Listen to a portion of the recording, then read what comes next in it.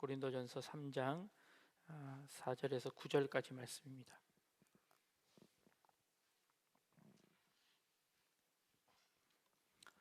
고린도전서 3장 4절부터 9절까지 말씀입니다. 우리 한 절씩 돌아가면서 봅니다. 어떤 이는 말하되 나는 바울에게라 하고 다른 이는 나는 아볼로에게라 하니 너희가 육의 사람이 아니리요.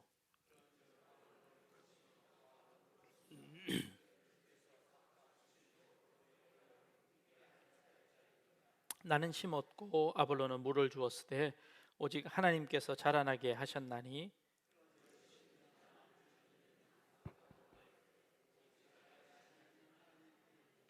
심는 이와 물 주는 이는 한 가지이나 각각 자기가 일한 대로 자기의 상을 받으리라.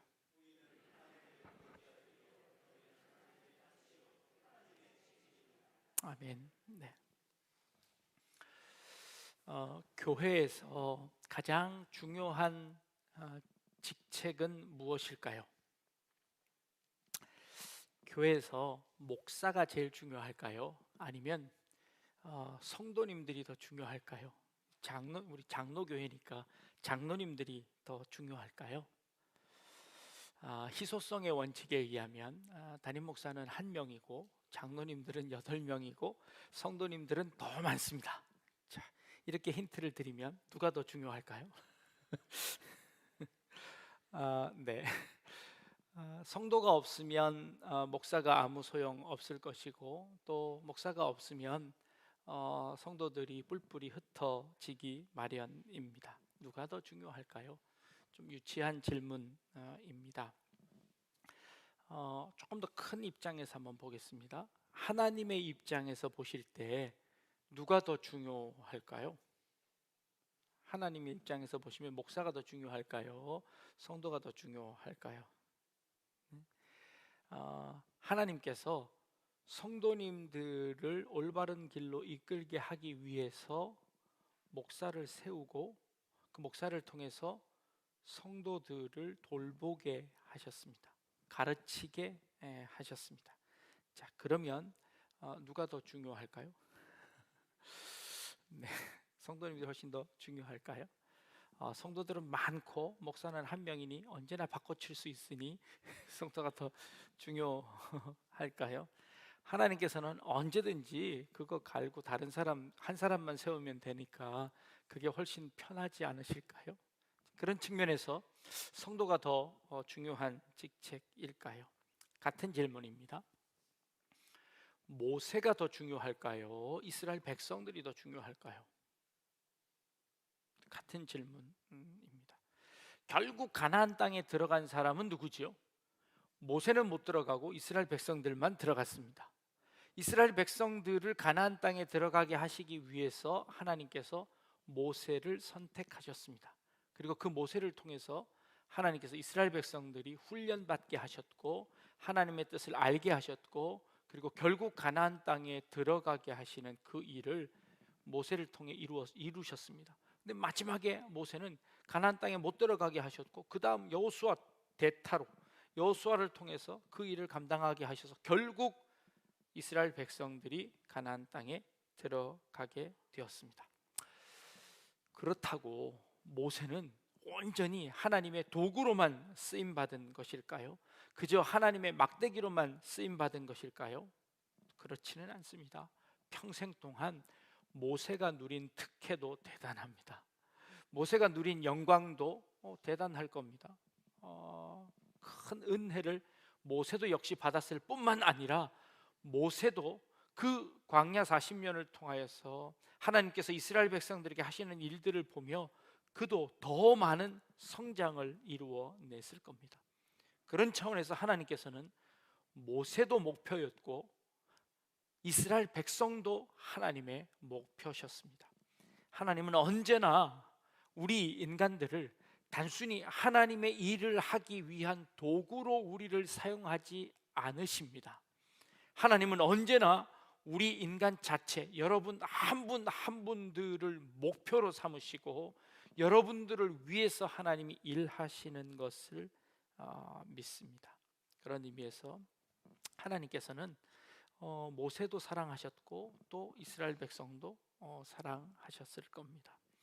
창세기의 요셉은요, 이스라엘을 구원하기 위해서 미리 30년 전에 애굽으로 팔려갔습니다.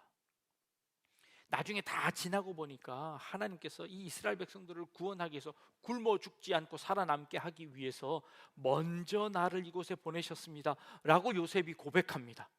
그렇다면 하나님께서는 그 이스라엘 백성들을 구원하기 위해, 자기 식구들을 구원하기 위해서 하나님께서 30년 동안 그 한 사람을 그렇게 어렵게 고생하게만 하셨을까요?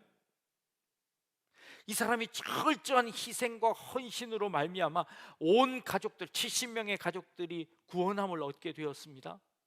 나는 그들을 위한 존재입니다 라고 요셉이 마지막에 고백합니다. 그렇다고 해서 이 요셉은 아무것도 얻은 것이 없을까요? 그렇지 않습니다. 요셉도 그 과정을 통해서 하나님으로부터 연단받고 하나님의 사람으로 올바로 세워지는 과정이 있었습니다. 그리고 그 요셉을 통하여서 70명의 가족들도 함께 구원함을 얻게 되었습니다. 부모님들이 자녀들을 다 키워놓고 이렇게 말씀하십니다. 내가 저것들 키우느라 내 젊은 인생 다 바쳤는데 이제 뭐 효도도 안 하고 돌아보지도 않고 내 인생 저 아이들을 위해서 다 바쳤는데 이제 좀 정신 차리고 보니 나에게 남은 것은 아무것도 없더라. 특히 여자분들은요, 자녀들을 위해서, 남편들을 위해서 뒷바라지하고 내가 그렇게 희생했는데, 그래서 내 인생 다 허비했는데 이제 돌아보니 아무것도 남지 않았다라고 하시는 말씀 가끔 듣습니다. 여러분들이 그렇게 소모품으로 쓰다가 다 없어지셨습니까? 아니, 어쩌면 그 일 자체가 우리에게 사명이고 어쩌면 행복이었고, 여러분들이 고생만 하셨습니까?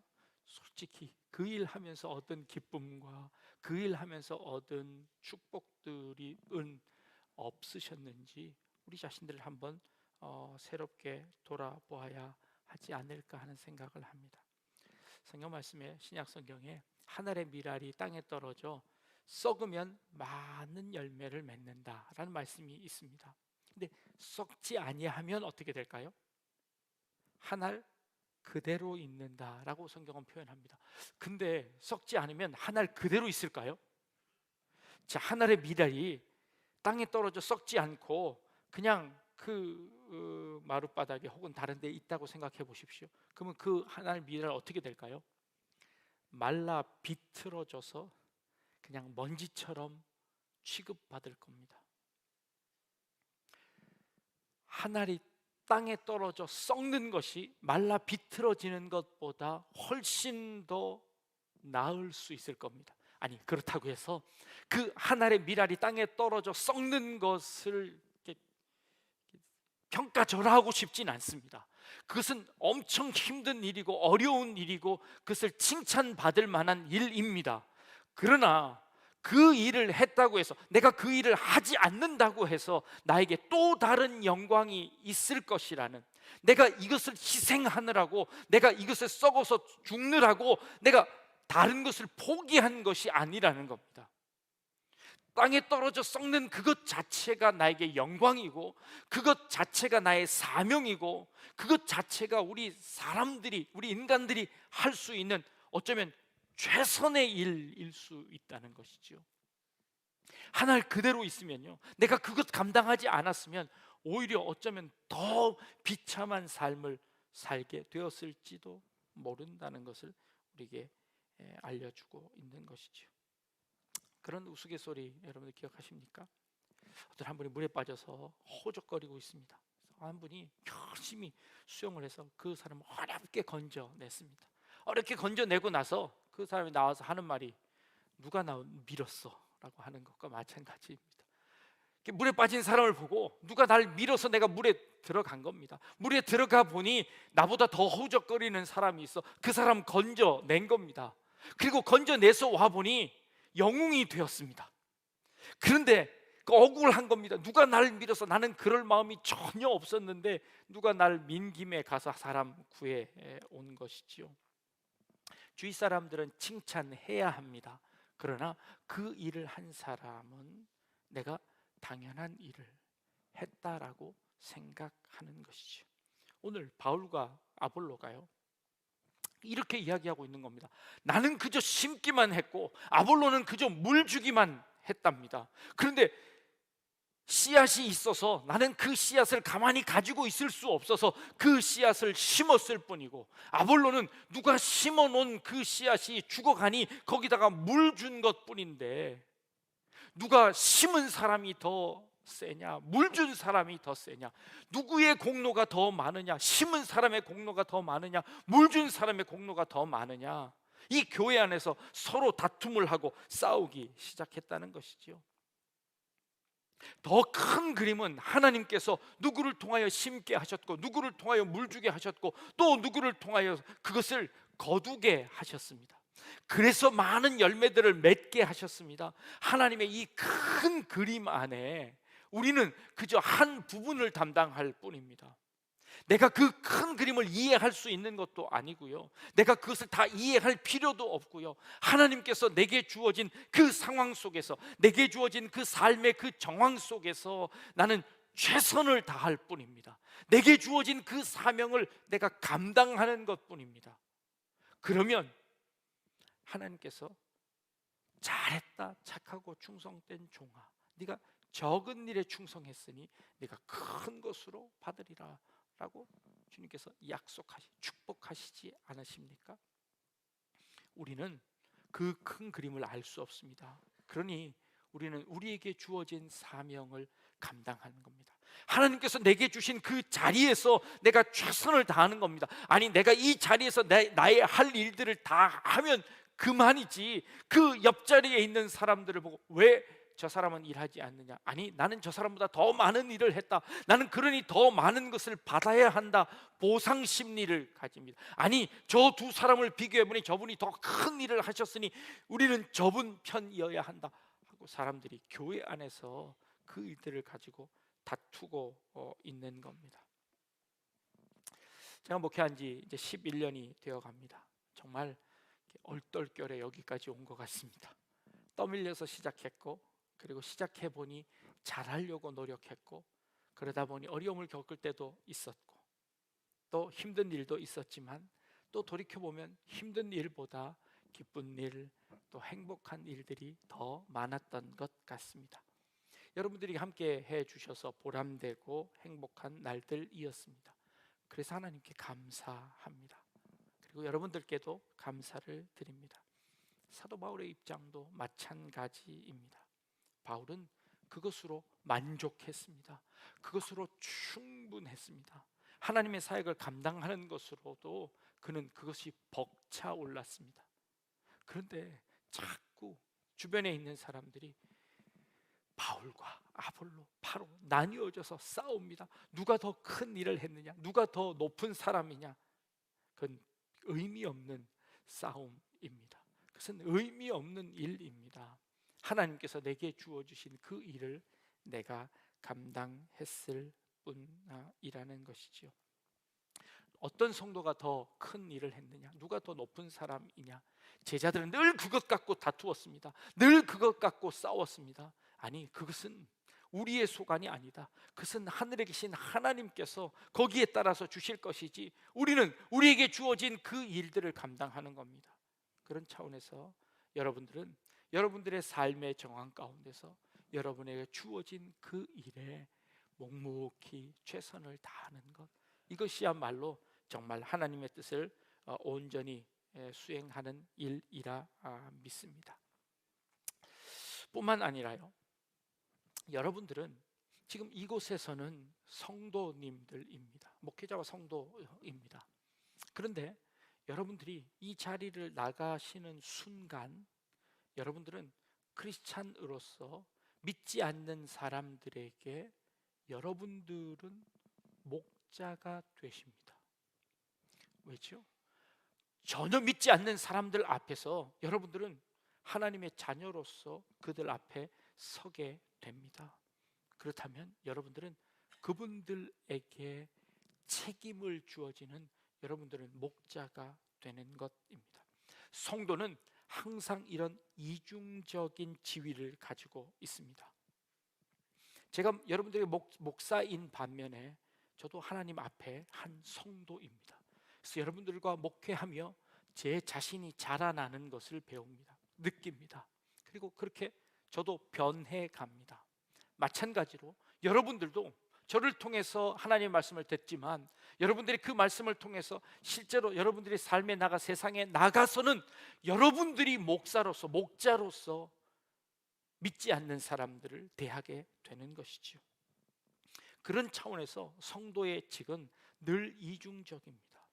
내가 목자로서 서기도 하고 성도로서 서기도 하고 목자로서 서기도 하고 양으로서 서기도 하고 우리의 지위는 늘 이렇게 이중적입니다. 그러기에 우리는 누구를 만나건 그 사람들로부터 서로의 완성을 위해서 서로가 서로를 도와야만 하는 것입니다. 그런 차원에서 제가 여러분들에게 영향을 드리는 만큼 여러분들의 삶을 통하여서도 제 삶에 영향이 미쳐집니다. 여러분들이 신앙생활 순수하게 신앙생활하는 그 모습을 보며 오히려 제가 뜨끔하기도 하고 도전을 받기도 하고 그렇게 저에게 영향을 주십니다. 그리고 여러분들도 저의 말씀을 통해서 설교를 통해서 여러분들도 영향을 받습니다. 마찬가지로 여러분들이 여러분들 성도들 간에 서로 영향을 주고 서로 영향을 받게 됩니다. 여러분들이 여러분들의 옆에 계신 분들에게 좋은 영향력을 미칠 뿐만 아니라 그분들로부터 그분들의 삶의 모습들을 통하여서 좋은 영향을 받게 됩니다. 그런 의미에서 우리는 서로가 목자이고 양이 되는 그런 이중적 책임을 또 그리고 임무를 그리고 사명을 갖게 되는 겁니다. 그래서 우리는 그 일에 최선을 다해야 합니다. 그런데 그 직책을 회방하는 사람들이 있습니다. 그 직책을 회방하는 사람들이 바로 고린도 교회 성도들인 것이죠. 고린도 교회 성도들은 그 직책을 깨닫지 못했습니다. 서로가 서로에게 편을 나누었습니다. 아니, 우리는 편을 나누어야 할 사람들이 아니라 하나님의 그 큰 그림 안에서 한 퍼즐인 것입니다. 그 사람이 없으면 그 퍼즐을 맞출 수 없는 것입니다. 내가 그 사람을 배격해 내야 되는 것이 아니라 그 사람이 반드시 있어야만 그 다른 쪽 퍼즐이 완성되어 전체의 그림이 만들어지는 겁니다. 하나님의 나라를 세워가기 위해서 하나님의 나라를 만들어가기 위해서 우리의 다른 모양의 그 사람들은 반드시 필요한 사람들입니다. 그 모양이 빠지면 전체 그림이 만들어질 수 없다는 것이죠. 심지어 가룟 유다도 마찬가지입니다. 그는 그의 길로 갔노라. 그가 예수님을 팔아버렸습니다. 예수님을 파는 일은 분명히 잘못된 일입니다. 그러나 그 일이 없으면 예수님의 구원 사역이 어쩌면 완성되지 않았을 수도 있습니다. 도대체 그 가룟 유다는 어떻게 됐을까요? 알 수 없습니다. 그는 그의 길로 갔습니다. 그에 맞춰진 그 일들을 하며 이 시대에 필요한 사람이었을 겁니다.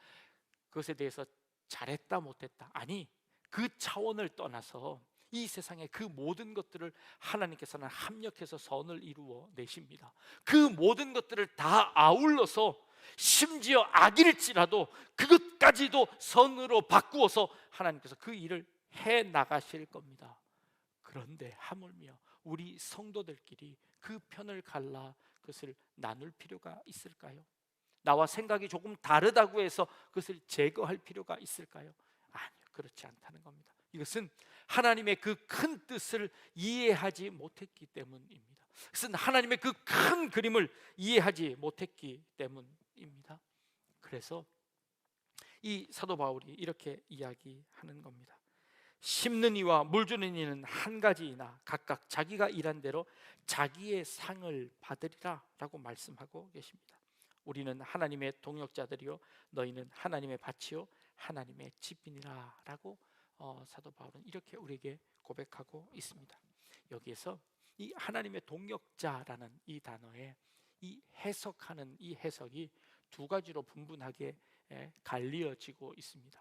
지금에 있는 신학자들도 두 가지의 뜻을 보고 있는데, 하나는 우리는 하나님의 동역자입니다. 하나님의 일을 나누는 동역자로 해석하는 겁니다. 이 해석이 참 은혜롭습니다. 그래서 우리 모든 성도님들은 하나님이 하시는 일을 나누어서 가지는 하나님의 동역자들입니다 라는 차원에서 이렇게 해석을 하면 큰 은혜가 됩니다. 또 다른 한편의 해석이 있습니다. 다른 한편의 해석은 그렇습니다. 우리는 하나님의 일을 돕는 동역자들입니다. 하나님의 일을 돕는 동역자로서 이 한 무리를 이야기합니다. 하나님의 동역자가 아니라 하나님의 일을 함께하는 동역자라고 해석하는 것입니다. 이렇게 해석을 하면 우리의 지위가 조금 낮아지는 듯한 느낌은 가질 수 있습니다.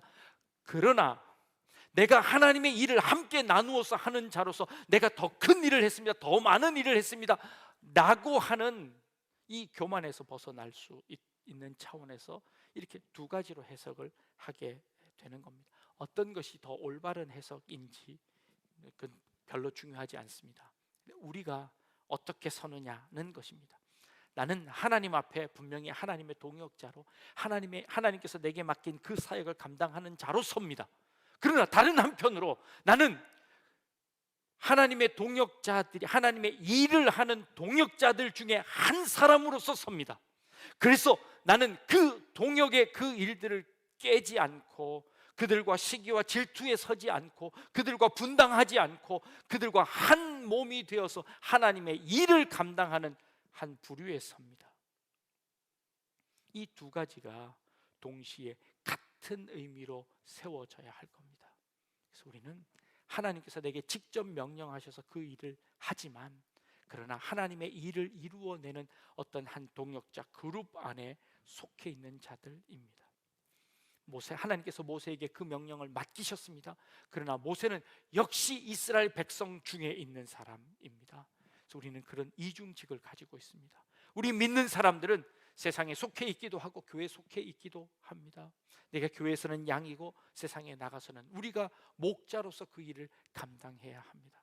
그러니 늘 우리는 그런 이중적인 지위를 가지고 있다는 것을 잊지 마시고 여러분들이 세상에 나가서는 여러분들이 목자로서 그 일을 감당할 때에 그것은 혼자 감당할 수 있는 일이 아닙니다.